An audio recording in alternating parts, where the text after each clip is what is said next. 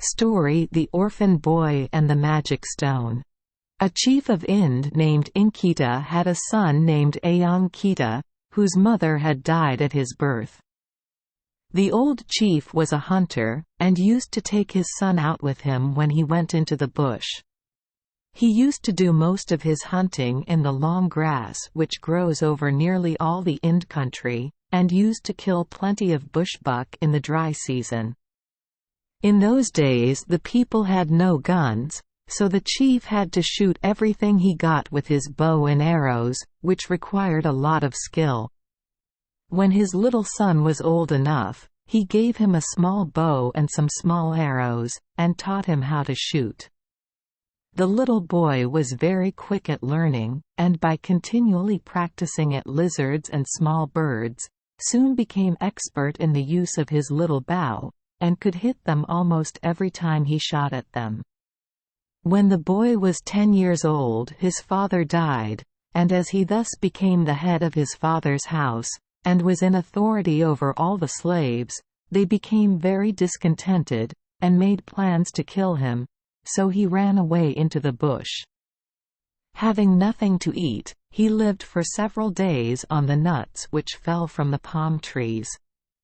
He was too young to kill any large animals, and only had his small bow and arrows, with which he killed a few squirrels, bush rats, and small birds, and so managed to live.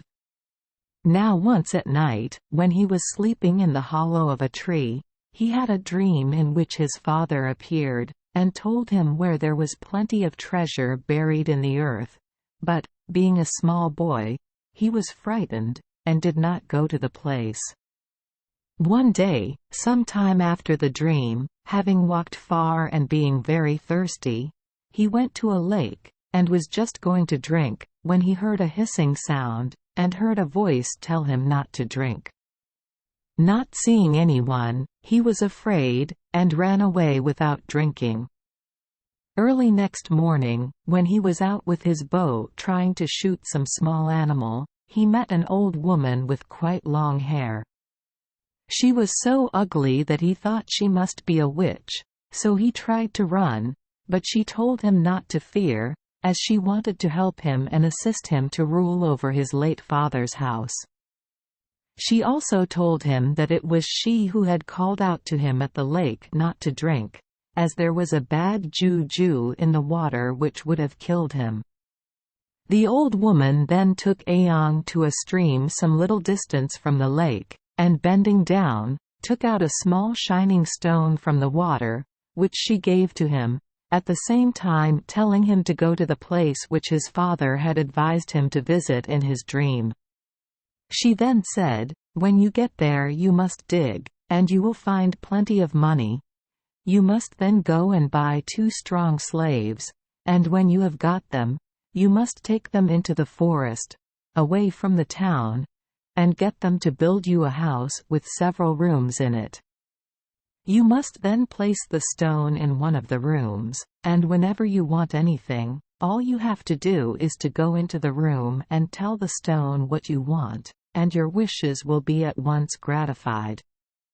Ayang did as the old woman told him, and after much difficulty and danger bought the 2 slaves and built a house in the forest, taking great care of the precious stone, which he placed in an inside room.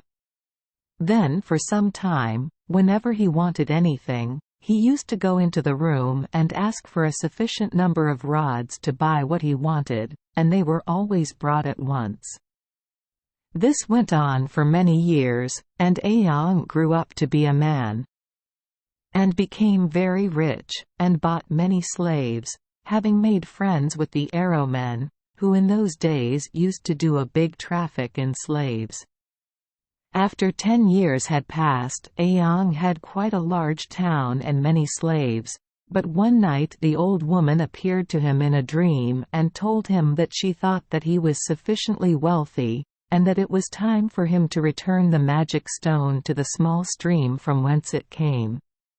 But Ayang, although he was rich, wanted to rule his father's house and be a head chief for all the Ind country, so he sent for all the Juju men in the country and 2 witch men, and marched with all his slaves to his father's town.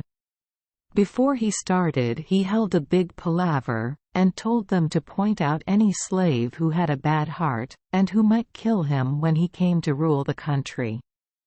Then the Jew men consulted together, and pointed out 50 of the slaves who, they said, were witches, and would try to kill Aang.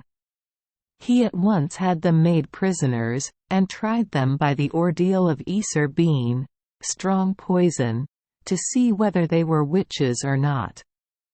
As none of them could vomit the beans, they all died, and were declared to be witches. He then had them buried at once. When the remainder of his slaves saw what had happened, they all came to him and begged his pardon, and promised to serve him faithfully. Although the 50 men were buried, they could not rest, and troubled Aang very much, and after a time he became very sick himself, so he sent again for the Jew men, who told him that it was the witch men who, although they were dead and buried, had power to come out at night and used to suck Aang's blood, which was the cause of his sickness. They then said, "We are only 3 Jew men. You must get 7 more of us," making the magic number of 10. When they came, they dug up the bodies of the 50 witches, and found they were quite fresh. Then Aang had big fires made, and burned them one after the other, and gave the Jew men a big present. He soon after became quite well again, and took possession of his father's property, and ruled over all the country. Ever since then, whenever anyone is accused of being a witch, they are tried by the ordeal of the poisonous Isur bean, and if they can vomit they do not die, and are declared innocent, but if they cannot do so, they die in great pain.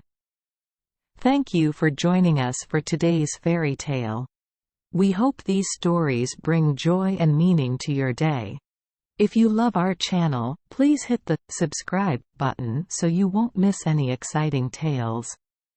Wishing you a good night and sweet dreams. See you in the next story.